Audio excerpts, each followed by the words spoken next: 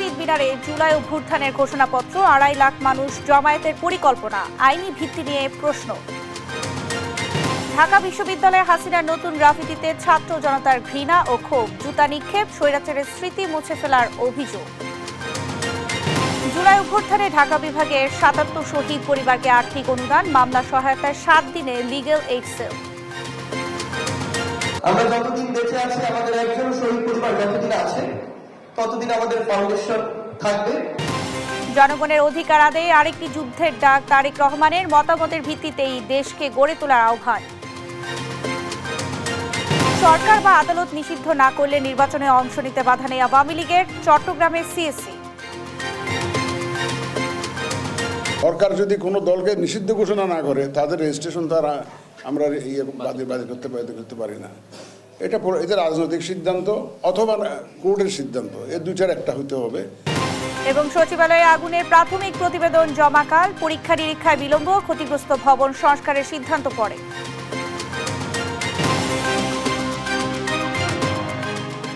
সংবাদ রাতে দেখছিলেন একেএসটিএম বার সংবাদ শিরোনাম, সঙ্গে আছে আমি শারমিন নাসি।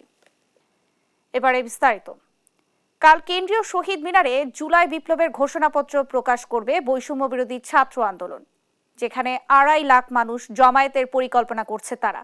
ঘোষণাপত্র অনুযায়ী 1972 সালের সংবিধানকে মুজিববাদী সংবিধান আখ্যা দিয়ে এর কবর রচনা করা এবং নাৎসিবাদী আওয়ামী লীগকে অপ্রাসঙ্গিক ঘোষণা করার কথা থাকবে।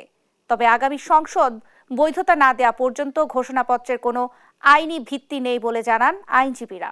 আরও জানাচ্ছেন সাবরিনা মজুমদার। জুলাই বিপ্লবের ঘোষণাপত্র বা প্রোক্লেমেশন অফ জুলাই রেভলিউশন আসছে 31 জুলাই শহীদ মিনার থেকে। ছাত্র জনতার অভ্যুত্থানের কেন্দ্রীয় সমন্বয়করা এমন ঘোষণা দেন রোববার। এই ঘোষণাটি আমাদের সামগ্রিকভাবে পুরো বাংলাদেশের একটি লিখিত দলিল হিসেবে থাকবে, যেখান থেকে এক দফার ঘোষণা দেওয়া হয়েছে, ঠিক সেই জায়গা থেকে মুজিববাদী 72-এর সংবিধানের কবর রচিত হবে। এর আগে সোশ্যাল মিডিয়ার পোস্টে দেশব্যাপী সারা চাউর হয় কি হতে যাচ্ছে 31 ডিসেম্বর। বৈষম্য বিরোধী আন্দোলনের ছাত্রদের অনেকেই নিজ প্রোফাইলে আহ্বান জানান শহীদ মিনারের অনুষ্ঠানে অংশগ্রহণেরও। জুলাই বিপ্লবের ঘোষণাপত্রের খসড়ায় থাকছে জুলাই আগস্ট অভ্যুত্থানে প্রতিটি হত্যার বিচার নিশ্চিত করা, নিহত ও আহতদের পরিবারের পাশে দাঁড়ানো, সংবিধান সংস্কার কিংবা বাতিল সহ পতিত সরকারের সময় হওয়া সকল অপকর্মে বিচারের দাবি করা সহ আরও ঘোষণা আসতে পারে বৈষম্য বিরোধী ছাত্র আন্দোলনের ঘোষণাপত্রে। আওয়ামী লীগ মুক্তিযুদ্ধের মূল চেতনাকে 1972-এর সংবিধানের মাধ্যমে ব্যাঘাত ঘটিয়েছে বলে দাবি করেন জাতীয় নাগরিক কমিটি। এই সংবিধান হচ্ছে মুক্তিযুদ্ধের বিরুদ্ধে, কথাটা বুঝেন, মুক্তিযুদ্ধের বিরুদ্ধে প্রথম সাংবিধানিক প্রতিবিপ্লব তথা কু। কারণ আপনি মুক্তিযুদ্ধের আপনি জানেন বাংলাদেশের প্রথম সংবিধান কোনটা? প্রথম সংবিধান হচ্ছে আমাদের ঘোষণাপত্র মুক্তিযুদ্ধের। তো আপনি সেটাকে পূর্ণাঙ্গ করা উচিত ছিল। যখন আপনি দেশ স্বাধীন হলো এবং আপনি গণপরিষদে গেলেন, আপনি সেটা না করে কমপ্লিটলি নতুন একটা নিজেদের একটা সংবিধান করলেন, মানে যেটা আওয়ামী লীগ করলো, মুক্তিযুদ্ধের নেতৃত্ব দানকারী অন্যান্য দল, অংশগ্রহণকারী অন্যান্য দল সবাইকে বাদ দিয়ে। এবং তার যে মূলনীতি, আপনি দেখবেন যে এই মূলনীতি হচ্ছে 4টা বাকশালেরও মূলনীতি। নতুন এই ঘোষণা নিয়ে আলোচনা শুরু হয়েছে দেশের রাজনীতির মাঠেও। এ বিষয়ে সুপ্রিম কোর্টের জ্যেষ্ঠ আইনজীবী আহসানুল করিম মনে করেন যে এই ঘোষণা বা সিদ্ধান্তই আসুক, সবকিছুর বৈধতা নির্ভর করছে আগামী সংসদের ওপর। মুজিববাদী সংবিধান এটা তো বলার কোনো কারণ আমি দেখি না, কারণ ইতিহাসকে ভুললে চলবে না। যার যার জায়গায় তাকে তার সম্মান যদি না দেওয়া হয়, তবে জাতিগতভাবে আমরা মুখ থুবড়ে পড়ব। এই সময় ঘোষণাপত্র দেয়াকে হঠাৎ উল্লেখ করে সুপ্রিম কোর্ট বার অ্যাসোসিয়েশনের সভাপতি ব্যারিস্টার মাহবুব উদ্দিন খোকনের শঙ্কা ফাটল ধরতে পারে জাতির ঐক্যে। ছাত্ররা যদি এরকম কোনো বক্তব্য দেয় বা এরকম কোনো সিদ্ধান্ত নেয়, এতে কি আমার মনে হয় আমাদের যে জুলাই আগস্টকে কেন্দ্র করে সমগ্র জাতি ঐক্যবদ্ধ হয়েছিল, সে ঐক্যে ফাটল ধরবে।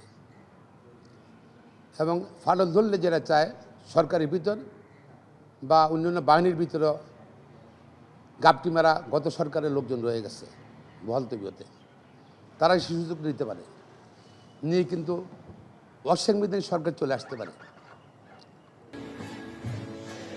3 আগস্টের মতো মঙ্গলবার বিকেলেও এই জুলাই বিপ্লব ঘোষণা অনুষ্ঠানে কয়েক লাখ ছাত্র জনতার জমায়েতের আশা বৈষম্য বিরোধী ছাত্র আন্দোলনের। সাবরিনা মজুমদার, দেশ টিভি, ঢাকা। ঢাকা বিশ্ববিদ্যালয়ে মেট্রো রেলের পিলারে শেখ হাসিনার ঘৃণাস্তম্ভে গণজুতা নিক্ষেপ কর্মসূচি পালন করেছে শিক্ষার্থীরা। সোমবার দুপুরে ঢাকা বিশ্ববিদ্যালয়ের সব ক্রিয়াশীল ছাত্র সংগঠনগুলোর আয়োজনে এই কর্মসূচি পালন করে। এতে শেখ হাসিনার বিচার সহ পতিত স্বৈরাচারের দোসরদের বিচার দাবি করেন শিক্ষার্থীরা। এ সময় স্বৈরাচারের স্মৃতি মুছে ফেলার ষড়যন্ত্র প্রতিহত করার আহ্বানও জানান তারা। নাফিয়া ফারসানার প্রতিবেদন। 15 বছর ধরে করা নিপীড়নের ক্ষোভ আছড়ে পড়ছে টিএসসির মেট্রো রেলের পিলারে নির্মিত শেখ হাসিনার ঘৃণাস্তম্ভে। ঢাকা বিশ্ববিদ্যালয়ের শিক্ষার্থীদের ডাকা জুতা নিক্ষেপ কর্মসূচিতে অংশ নেয় বিভিন্ন শ্রেণী পেশার মানুষ। নানাভাবে শেখ হাসিনার নির্মমতা মুছে ফেলার চেষ্টা হচ্ছে বলে অভিযোগ করেন শিক্ষার্থীরা। এবং 24-এ যে একটা অভ্যুত্থান হয়েছে, এই ছবি মোছার মাধ্যমে তারা ধীরে ধীরে মানুষের মন থেকে এটাকে মুছতে চাচ্ছে। কিন্তু তাদের উদ্দেশ্যে বলবো, এই জুলাই অভ্যুত্থানে যে গণহত্যা চালানো হয়েছে, এই গণহত্যার দাগ বাংলাদেশের মানুষের মন থেকে কখনো মোছা যাবে না। দেশের অর্থনৈতিক অবস্থাকে ধ্বংস করেছে, মানুষকে গণহত্যা করেছে, তারই আজকের এই ঘৃণা ভরে প্রত্যাখ্যান স্বরূপ আজকে আমাদের এই আয়োজনটা করা হয়েছে। বাংলা মাটিতে খুনি শেখ হাসিনাকে কখনোই আমরা বাংলা মাটিতে দেখতে চাই না। পতিত স্বৈরাচারের দোসররা মেট্রো রেল পিলারে থাকা হাসিনার নির্মম গ্রাফিতি মুছে দিতে চক্রান্ত করছে। এ কাজে বিশ্ববিদ্যালয়ের প্রশাসন দায়িত্বশীল আচরণ করেনি বলে অভিযোগ ছাত্রনেতাদের। এই দলদাস প্রক্টরের পদত্যাগ আমরা দাবি করেছি এবং আমরা বলেছি যে এই প্রক্টরের পদত্যাগের মাধ্যমে এটির সাথে অন্য কারা জড়িত রয়েছেন তাদেরকে চিহ্নিত করে জবাবদিহিতার মুখোমুখি করতে হবে, বিচারের মুখোমুখি করতে হবে। যদি তাদের বিচার নিশ্চিত করা না যায়, তাহলে ভবিষ্যতে আরো একটি মহল বা অন্য একটি মহলও কিন্তু এ ধরনের দুঃসাহস দেখাতে পারেন বলে আমরা ধারণা করছি। শনিবার রাতে মুছে ফেলা হাসিনার ছবি ফের আঁকা হয় রোববার। জুলাই অভ্যুত্থানের স্মৃতি ধরে রাখতে সরকারকেই কঠোর হওয়ার আহ্বান জানান সাধারণ মানুষ। অন্তর্বর্তীকালীন সরকার যথেষ্ট চেষ্টা করছে, তারপরেও পূর্ণাঙ্গভাবে ব্যবস্থা নিতে পারি না এখনো। তো আমি এটাই বলবো যে যত জলদি সম্ভব এই ব্যবস্থা গ্রহণ করা উচিত। ওইটা একটা ঐতিহাসিক স্মারক ছিল যে 2রা আগস্ট 3রা আগস্ট যখন কিনা সারা দেশে আওয়ামী লীগের পতন ঘটে নাই, তখন ছাত্র জনতার সাহস করে এখানে এসে জুতা মাইরে গেছে, এখানে এসে কাদা মাইরে গেছে। তা সেই যে সাহসের স্মারক, একটা জীবন্ত স্মারক, সেই স্মারকটাকে তো হত্যা করা হলো। এখনো পতিত স্বৈরাচার দোসরদের বিচার না হওয়ায় বারবার অভ্যুত্থানকে মুছে ফেলার চেষ্টা হচ্ছে বলে অভিযোগ ছাত্র জনতার। নাফিয়া ফারসানা, দেশ টিভি, ঢাকা। দ্বিতীয়বারের মতো ঢাকা বিভাগের শহীদ 77 পরিবারকে আর্থিক অনুদান দিয়েছেন জুলাই শহীদ স্মৃতি ফাউন্ডেশন। অনুষ্ঠানে গণহত্যায় জড়িতদের বিচারের পাশাপাশি পরিবারের নিরাপত্তা চান শহীদ পরিবারের সদস্যরা। এ সময় সার্জিস আলম বলেন, ছাত্র জনতার আন্দোলনে পুলিশ সদস্যরা জড়িত, তাদের বদলিতেই সমাধান নয়। আর উপদেষ্টারা বলেন, গণহত্যাকারীদের বিচারের পাশাপাশি শহীদ পরিবাররা যেন মামলা করতে পারে, তার জন্য লিগ্যাল এইড সেল গঠন করা হবে আদালতে। আরও জানাচ্ছেন শিউলি রায়। শহীদ পরিবারের পাশে বাংলাদেশ, এই প্রতিপাদ্যকে সামনে রেখে ঢাকা বিভাগে জুলাই অভ্যুত্থানের শহীদ পরিবারকে দ্বিতীয়বারের মতো আর্থিক সহায়তা দিল জুলাই শহীদ স্মৃতি ফাউন্ডেশন। এই সময় শহীদ পরিবারদের খোঁজখবর নেন অন্তর্বর্তী সরকারের উপদেষ্টারাও। সোমবার সকালে ঢাকা দক্ষিণ সিটি কর্পোরেশনের নগর ভবনে এই আয়োজন হয়। অনুষ্ঠানে জুলাই অনির্বাণের প্রামাণ্য চিত্র তুলে ধরা হয় শহীদ পরিবারের মাঝে, যা দেখে সবাই সেদিনের কথা মনে করে কান্নায় ভেঙে পড়েন। এরপর শহীদ মীর মুগ্ধের পরিবার সহ 57 পরিবারকে মোট 5 লাখ টাকা দিয়ে এই বছরের বিভাগ ভিত্তিক কার্যক্রম শেষ করা হয়। এই সময় জুলাই স্মৃতি ফাউন্ডেশনের সাধারণ সম্পাদক সার্জিদ আলম বলেন, দৃশ্যমান বিচার না দেখতে পেলে সবচেয়ে সীমাবদ্ধ হয়ে থাকবো আমরা। প্রত্যেক পরিবারকে একটি ফাস্ট ট্র্যাক সার্ভিসের আওতায় নিয়ে আসার জন্য সামগ্রিক যত কাজ সেটি করা হচ্ছে এবং আমরা শুধু চাই আমাদের এই শহীদ ভাই বোনদের যেন জাতীয় বীর হিসেবে ঘোষণা করা হয়। আমরা যতদিন বেঁচে আছি, আমাদের একজন শহীদ পরিবার যতদিন আছে ততদিন আমাদের ফাউন্ডেশন থাকবে, সরকার হিসেবে আপনাদের জন্য কাজ করে যাবে। এই সময় উপদেষ্টা রেজওয়ানা হাসান বলেন, সঠিক বিচারের দায় নিচ্ছেন অন্তর্বর্তী সরকার। অতি তাড়াহুড়া করতে গেলে বিচারের মৃত্যু হয়। Justice delayed is justice denied. বিচার প্রলম্বিত হয়ে গেলে আসলে বিচার অস্বীকার করা হয়। আমরা কোনোটাই করার আমাদের ইচ্ছা নাই। সঠিক বিচার দেওয়ার ওই দায়টা আমরা নিয়েছি এবং সেই লক্ষ্যে কাজও শুরু হয়ে গেছে। এছাড়াও আইন উপদেষ্টা আসিফ নজরুল বলেন, শহীদ পরিবারের আইনগত বিষয় দেখতে 7 দিনের মধ্যে লিগ্যাল অ্যাড সেল করা হবে। পাশাপাশি যোগ্যতা সাপেক্ষে আইন মন্ত্রণালয়ের কর্মসংস্থানের শহীদ পরিবারদের সদস্যদের অগ্রাধিকার দেওয়ার কথাও জানান উপদেষ্টা।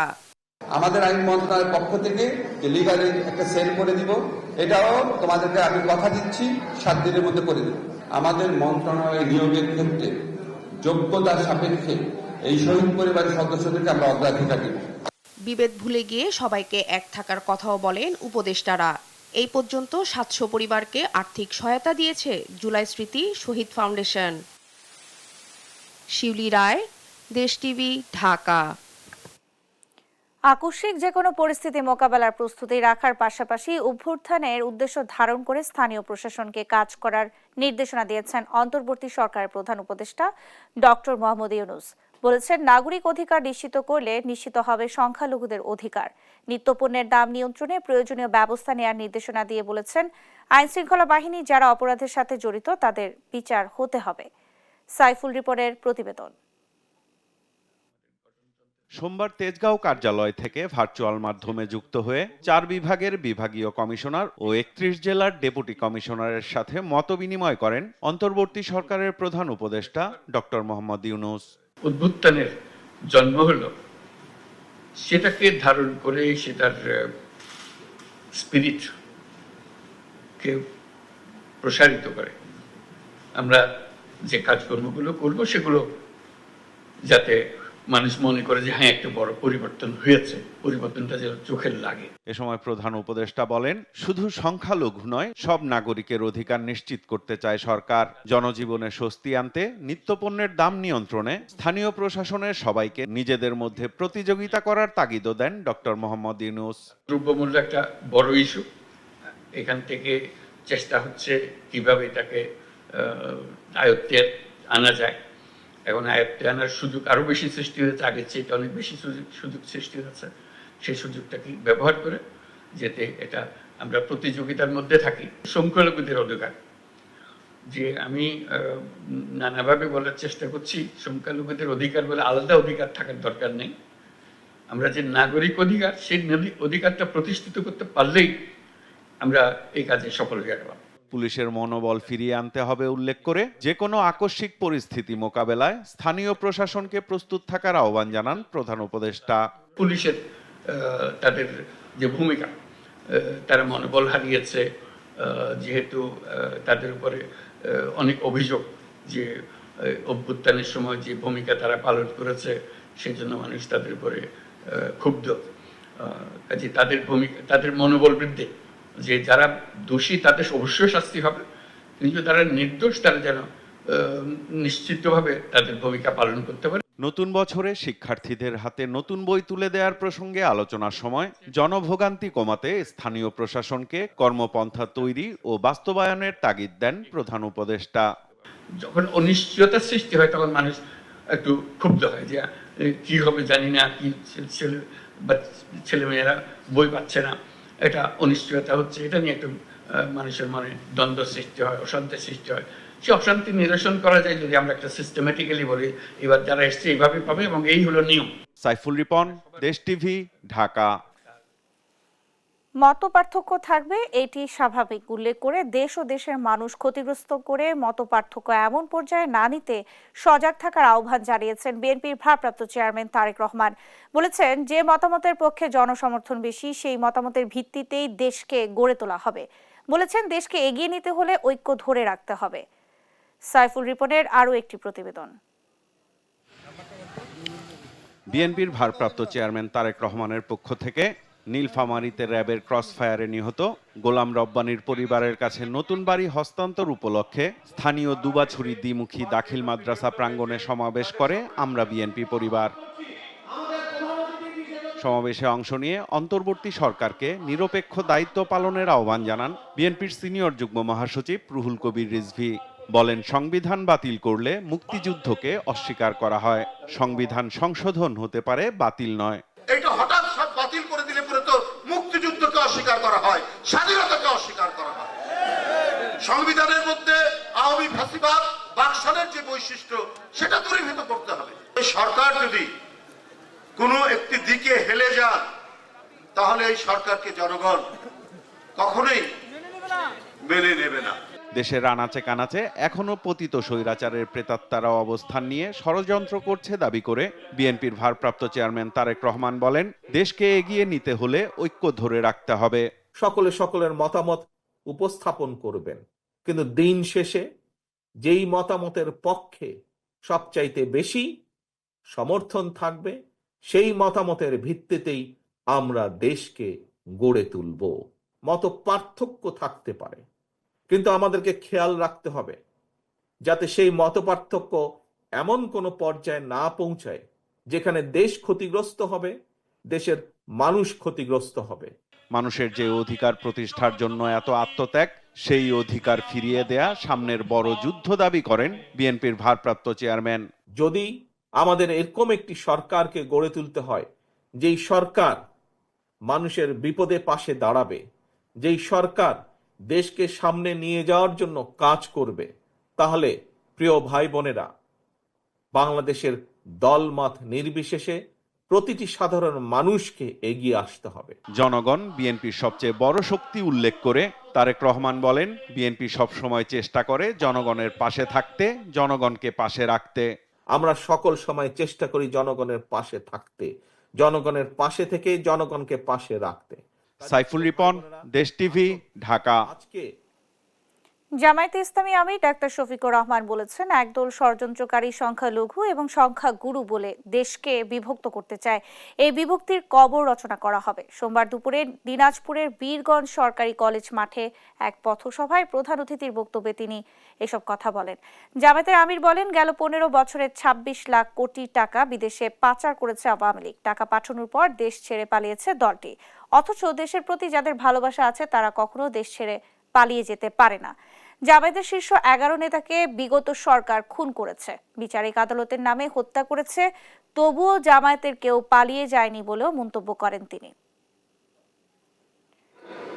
বাংলাদেশের এই সৌন্দর্যকে নষ্ট করতে চায়। এখানে সংখ্যাগুরু এবং সংখ্যালঘু বলে এই দেশকে দুই ভাগে ভাগ করে পরস্পরের মুখোমুখি করে রেখেছে। আমরা এই বিভক্তির এখন কবর রচনা করতে চাই। 26 লক্ষ কোটি টাকা বাংলাদেশ থেকে বাইরে পাচার করা হয়েছে। কারা পাচার করেছে আপনারা সবাই জানেন। আগে তারা টাকা পাঠিয়েছে, পরে টাকার হিসেবে তারা পালিয়ে গিয়ে সেখানে হাজির হয়েছে। প্রিয় দেশবাসী, দেশের প্রতি যাদের ভালোবাসা আছে, দরদ আছে, তারা কখনো দেশ ছেড়ে পালাতে পারে না। আপনারা জানেন, বাংলাদেশ জামায়াতে ইসলামী এক একজন করে শীর্ষ 11 জন নেতাকে বিগত সরকার খুন করেছে, বিচারিক আদালতের মাধ্যমে হত্যা করেছে। আলহামদুলিল্লাহ, 11 জনের একজনও বাংলাদেশ থেকে পালানোর কোনো চেষ্টা করেননি। প্রধান নির্বাচন কমিশনার এএমএম নাসির উদ্দিন বলেছেন, সরকার বা আদালত যদি আওয়ামী লীগকে নিষিদ্ধ না করে তাহলে দলটির নির্বাচনে অংশ নিতে কোনো বাধা নেই। সোমবার সকালে চট্টগ্রাম সার্কিট হাউসে ভোটার তালিকা হালনাগাদ ও ত্রয়োদশ জাতীয় সংসদ নির্বাচন উপলক্ষে মতবিনিময় সভায় তিনি কথা বলেন। আগামী 6 মাসের মধ্যে ভোটার তালিকার কাজ শেষ করা হবে বলেও জানান তিনি। চট্টগ্রামের সহকর্মী একেএম নাজিমের পাঠানো তথ্য ছবিতে আপনপু রিপোর্ট। টানা 16 বছর ক্ষমতায় থাকা আওয়ামী লীগ এখন বাংলাদেশে রাজনীতি করারই সুযোগ পাচ্ছে না। ছাত্র জনতার তীব্র আন্দোলনের মুখে দলীয় প্রধান শেখ হাসিনা বাংলাদেশ ছেড়ে অবস্থান নিয়েছেন ভারতে। দলের কেন্দ্রীয় নেতারাও পালিয়ে গেছেন বিভিন্ন দেশে। কেউ কেউ দেশে থাকলেও রয়েছেন আত্মগোপনে, অনেকে আবার গ্রেপ্তার হয়ে আছেন কারাগারে। এমন অবস্থার মধ্যে সংসদ নির্বাচন দেওয়ার দাবি জানাচ্ছে বিএনপি, জামায়াত সহ অনেক রাজনৈতিক দল। এটা মূলত রাজনৈতিক সিদ্ধান্ত হবে এবং এটাও শোনা যাচ্ছে যে কে কেউ কোর্টে মামলা করেছে এই দলকে যাতে ইলেকশনে না আসতে পারে সেটা আদেশ চেয়ে মামলা করেছে শুনেছি। আর যদি কোর্ট যদি রায় দেয়, আমরা কোর্টের রায় দ্বারা যেভাবে দেয় সেইভাবেই ব্যবস্থা নেব, আর না হলে এটা রাজনৈতিক সিদ্ধান্তের ব্যাপার। গণ আন্দোলনের মুখে ক্ষমতাচ্যুত হওয়া আওয়ামী লীগ আগামী নির্বাচনে অংশ নিতে পারবে কিনা সেটি নিয়ে রাজনীতির মাঠে চলছে নানা আলোচনা। বাংলাদেশে গণ আন্দোলনে নেতৃত্ব দেয়া ছাত্ররা বিভিন্ন সংস্কার করে অনুষ্ঠিতব্য আগামী নির্বাচনে আওয়ামী লীগকে সুযোগ না দেওয়ার কথা বলছে। ছাত্র নেতাদের দাবি, জুলাই হত্যাকাণ্ডে শেখ হাসিনার বিচার না হওয়া পর্যন্ত পতিত আওয়ামী লীগকে নির্বাচন করার সুযোগ যেন না দেয়া হয়। সোমবার সকালে চট্টগ্রাম সার্কিট হাউজে মতবিনিময় সভায় প্রধান নির্বাচন কমিশনার এএমএম নাসিরউদ্দিন বলেন, ভোটারদের আস্থাহীনতা দূর করা হবে। 6 মাসের মধ্যে ভোটার তালিকার কাজ শেষ করা হবে বলেও জানান তিনি। এবারের নির্বাচন আগের মতো হবে না জানিয়ে তিনি সবার সহযোগিতা কামনা করেন। সরকার কিংবা আদালত যদি আওয়ামী লীগকে নিষিদ্ধ না করে তাহলে দলটির নির্বাচনে অংশ নিতে বাধা নেই। তবে সর্বপ্রথম বিচারের নিশ্চয়তা চায় দেশবাসী। সরকার যদি কোনো দলকে নিষিদ্ধ ঘোষণা না করে তাদের রেজিস্ট্রেশন তারা আমরা বাতিল করতে পারি না। নিউজ ডেস্ক, দেশ টিভি। অন্তর্বর্তী সরকারের পক্ষ থেকে জাতীয় ঐক্যমত্যের ভিত্তিতে জুলাই গণ অভ্যুত্থানের ঘোষণাপত্র তৈরির উদ্যোগ নেওয়া হয়েছে বলে জানিয়েছেন প্রধান উপদেষ্টার প্রেস সচিব শফিকুল আলম। রাতে প্রধান উপদেষ্টার বাসভবন যমুনায় এক সংবাদ সম্মেলনে তিনি আরও বলেন, কিছুদিনের মধ্যেই ঘোষণাপত্রটি জাতির সামনে তুলে ধরা হবে। জুলাই গণ অভ্যুত্থানের মধ্য দিয়ে গড়ে ওঠা জনগণের ঐক্য, ফ্যাসিবাদ বিরোধী চেতনা ও রাষ্ট্র সংস্কারের আকাঙ্ক্ষাকে সুসংহত রাখার জন্য এই ঘোষণাপত্রটি গৃহীত হবে। গণ অভ্যুত্থানে নেতৃত্ব দেওয়া বৈষম্য বিরোধী ছাত্র আন্দোলন সহ অংশগ্রহণকারী সকল শিক্ষার্থী, রাজনৈতিক দল ও পক্ষের মতামতের ভিত্তিতে ঘোষণাপত্রটি প্রস্তুত করা হবে। বর্ধিত ভাতার প্রজ্ঞাপন মেনে নিয়ে কর্মবিরতি ও আন্দোলন প্রত্যাহার করে নিয়েছেন পোস্ট গ্রাজুয়েট ট্রেনি চিকিৎসকরা। সোমবার বঙ্গবন্ধু শেখ মুজিব মেডিকেল বিশ্ববিদ্যালয়ের ডাক্তার মিলন হলে আন্দোলনকারী ট্রেনি চিকিৎসকদের বৈঠকে এই সিদ্ধান্ত নেওয়া হয়। অর্থ মন্ত্রণালয়ের প্রজ্ঞাপন অনুযায়ী জানুয়ারি মাস থেকে তারা 30,000 টাকা ভাতা পাবেন। আগামী জুলাই মাসে ভাতা বেড়ে হবে 35,000 টাকা। প্রজ্ঞাপনে আরও বলা হয়, বিসিপিএস এর এফসিপিএস প্রথম পর্ব পাশ করা অবৈতনিক প্রশিক্ষণার্থীদের মাসিক ভাতার হার 25,000 টাকা থেকে 20% বৃদ্ধি করে 30,000 টাকা নির্ধারণ করা হয়েছে। এর আগে ভাতা বাড়াতে 21 ডিসেম্বর পর্যন্ত সরকারকে সময় বেঁধে দিয়েছিলেন ট্রেনি চিকিৎসকরা। নতুন উপশাখার কার্যক্রম শুরু করল পূবালী ব্যাংক লিমিটেড পিএলসি। রাজধানীর কলাবাগানে আয়োজিত উদ্বোধনী অনুষ্ঠানে প্রধান অতিথি হিসেবে উপস্থিত ছিলেন ব্যাংকের ব্যবস্থাপনা পরিচালক ও প্রধান নির্বাহী মোহাম্মদ আলী। প্রধান অতিথির বক্তব্যে তিনি বলেন, গ্রাহকদের উন্নত ও আধুনিক ব্যাংকিং সেবা দিতে পূবালী ব্যাংক প্রতিশ্রুতিবদ্ধ। এছাড়াও উপস্থিত ছিলেন ঢাকা কেন্দ্রীয় অঞ্চলের প্রধান ও মহাব্যবস্থাপক আবু লাইস মোহাম্মদ শামসুজ্জামান এবং পান্থপথ শাখার প্রধান মোহাম্মদ খোসদার আলী। উপশাখাটি অত্র এলাকার ব্যবসা বাণিজ্যের উন্নয়নে উল্লেখযোগ্য অবদান রাখবে বলে আশা। কাল সচিবালয়ে অগ্নিকাণ্ডের প্রাথমিক প্রতিবেদন জমা দেবে তদন্ত কমিটি। বিকেলে সচিবালয়ে এ তথ্য জানান তদন্ত কমিটির প্রধান এবং স্বরাষ্ট্র মন্ত্রণালয়ের সিনিয়র সচিব ডক্টর নাসিমুল গনি। বলেন, আগুনে ক্ষতিগ্রস্ত ভবনটি মেরামতযোগ্য কিনা তা জানা যাবে উচ্চ পর্যায়ের তদন্ত কমিটির রিপোর্ট হাতে পাওয়ার পর। কায়েস রাহাতের প্রতিবেদন। সচিবালয় 7 নম্বর ভবনে লাগা আগুনের ঘটনায় প্রাথমিক তদন্ত রিপোর্ট এখনো তৈরি করতে পারেনি তদন্ত কমিটি। প্রধান উপদেষ্টা ডক্টর মোহাম্মদ ইউনূসের নির্দেশে উচ্চ পর্যায়ে গঠিত তদন্ত কমিটিকে 3 দিনের মধ্যে প্রাথমিক তদন্ত রিপোর্ট প্রধান উপদেষ্টার কাছে জমা দেওয়ার কথা থাকলেও ব্যর্থ হয় কমিটি। পরীক্ষা নিরীক্ষায় সময় লাগায় মঙ্গলবার কমিটির বৈঠক শেষে বিকেলে প্রধান উপদেষ্টার কাছে প্রতিবেদন জমা দেওয়ার আশা কমিটির। এখানে অনেকগুলো দল কাজ করছে একসাথে। আমাদেরকে ল্যাবরেটরিতে টেস্ট করা হচ্ছে, কিছু টেস্ট করা হয়েছে, আবার আজকেও কিছু আলামত নেওয়া হচ্ছে, সেগুলো টেস্ট করা হয়েছে। তো সেই জন্য আমাদের প্রাথমিকভাবে 30 তারিখ পর্যন্ত টাইম দেওয়া হয়েছিল। আজকে ক্যাবিনেট থেকে অনুমতি নিয়েছে যাতে আমাদের কিছু টেস্টিং আজকে রাত্রে হবে। তো এগুলো হলে পরে হয়তো কালকে আবার আমরা বসবো, বসে আমরা কালকে একটা প্রাথমিক একটা ধারণা করতে পারবো। এদিকে সচিবালয়ে গৃহায়ন ও গণপূর্ত অধিদপ্তরের এক কর্মকর্তা সাংবাদিকদের জানান, ভবনটির 4টি ফ্লোরে প্রায় 40 থেকে 45টি রুমে ক্ষতিগ্রস্ত হয়। সেই সঙ্গে ভবনটি মেরামতযোগ্য কিনা সেই সিদ্ধান্তে আসবে উচ্চ পর্যায়ে তদন্ত কমিটির রিপোর্ট পাওয়ার পরই। ভবনটা মোটামুটি 6টি মন্ত্রণালয় ক্ষতিগ্রস্ত হয়েছে। মোটামুটি 40-50টা করে এভারেজে রুম আছে, ছোট বড় মিলে 4টা ফ্লোর ক্ষতিগ্রস্ত হয়েছে। যারা এক্সপার্ট টিম আমাদের ঊর্ধ্বতন কর্তৃপক্ষ কর্মকর্তা যারা আছে, বড় বড় ইঞ্জিনিয়ার, তারা পরিদর্শন করতেছে, এখনও করতেছে, আজকেও করছে, গতকালও করে গেছে। সমস্ত কিছু পরিদর্শনের পরে এদের তারা একটা প্রতিবেদন দিবে। কি বোঝা যাচ্ছে? প্রাথমিকভাবে মেরামত করা যাবে মনে হয় আর কি। পুড়ে যাওয়া মন্ত্রণালয়গুলোর অস্থায়ী কার্যক্রম চালানো হচ্ছে নগর ভবন সহ অন্যান্য সরকারি ভবনে। এদিকে সোমবার দুপুর থেকে সচিবালয়ে সাংবাদিকদের প্রবেশে অস্থায়ী অনুমোদন দেয়া হয়। কায়েস রাহাত, দেশ টিভি, ঢাকা। এই ছিল এখনকার সংবাদ রাত। পরের বুলেটিন দেখার আমন্ত্রণ রইল। এছাড়া দেশ টিভির সর্বশেষ সব খবর পেতে ভিজিট করুন www.desh.tv।